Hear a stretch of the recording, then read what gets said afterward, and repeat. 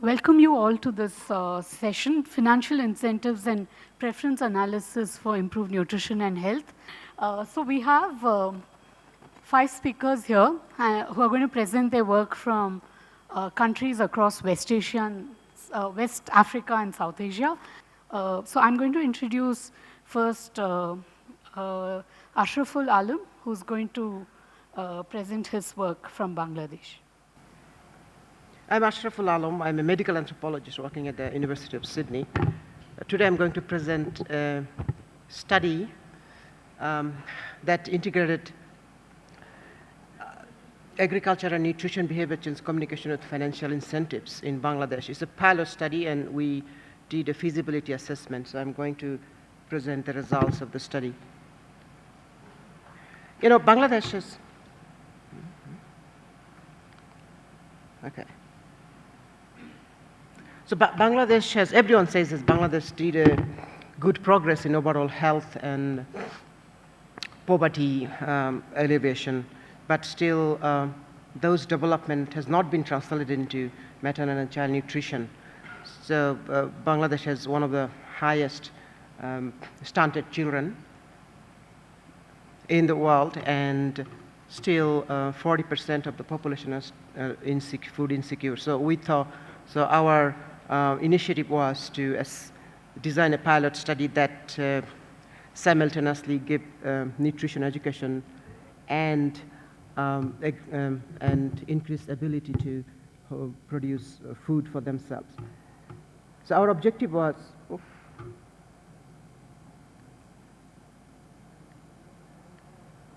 okay, I don't know what's happening. Can someone help me? Sorry. Or I can use this. Yeah, I think keyboard is better, sorry. So the objective of the study was to assess feasibility, acceptance, and compliance of an intervention that integrates agriculture and nutrition behavior change with cash transfer to improve maternal and child nutrition among disadvantaged rural population in Bangladesh. So this is this slide is on our intervention. It's a pilot intervention but has 3 components. In the first component, we provided a Java-based non-smart mobile phone to every woman enrolled because they were poor and none of them actually had a mobile phone. And we provided training and counseling on home gardening and some nutrition counseling about infant feeding. And on top of that, we provided a monthly 1,200 taka, which is equivalent to $14 to the woman, and the money was transferred through a mobile banking system called bKash. So we conducted the study in 3 sequential phases. We did formative study, and we conducted stakeholder consultation, and finally we conducted the feasibility assessment. In the formative study, we gathered data on the existing practices and perceptions about home gardening, nutrition knowledges, etc., through qualitative methods. And after we completed the formative study, we conducted stakeholder consultation. We shared the formative study results with local stakeholders from agriculture department, from health department, NGOs, and others. And we had an interaction, a day-long workshop with interactive opinion exchange, and then final product of the stakeholder meeting was to finalize the intervention design. And then we implemented the intervention and conducted the feasibility at the end. So feasibility assessment used both qualitative and quantitative methods, but it was predominantly qualitative study. We conducted in-depth interviews with mothers and fathers of under 2 children, and we conducted focus groups, discussions with grandmother, and key informant interviews with people, with our project workers, our counselors, and mobile banking operators. In the quantitative part, it was rather small. We did a household survey of the women who participated in the intervention.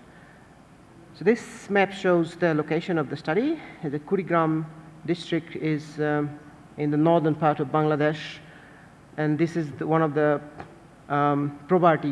most poverty-stricken districts. So we selected that district and selected two villages, one near the river called Tista, and another was farther away from the river. So the picture shows, the left side picture shows this the village, and the second one is a picture of a typical household. So in the feasibility assessment, we found all women attended the fortnightly counseling sessions. No women missed the monthly cash. We send the monthly cash in their mobile phone. There is a notification sent to this mobile, and then someone needs to go to the local bcash agent to draw the money. All women attended garden bed demonstration group meetings. All women established their own homestead garden without much difficulties. So understanding, we want to test this whether the message was clear to them, whether they understood the message, and whether they can retain the information. So we found that all women well understood the information provided through counseling and garden bed demonstration, and most women are able to recall the content. Like this quote said, Krishi Kormi, which is agriculture counselor, told us to use a bucket for watering, use fertilizer or cow dung and pesticides. They told us to mix fertilizer with water and spray it. So that was one of the messages that exactly was given to them, and the woman was able to recall. We wanted to know how the woman actually used the cash. So we found generally the cash was used for purchasing food for children. They also used some part of it to buy seeds and fertilizer, and used for incidental needs like child illness. One woman said that one night her 5-year-old boy was sick, so she needed to take him to the doctor, and then she used the money as a doctor fees, saved for anticipated emergency. The area is prone to seasonal flood. Every year, 1 or 2 floods and rain. So some women anticipated some of the adverse a day where their husband may not go out because of the rain or something. So they save some money for tackle this emergency.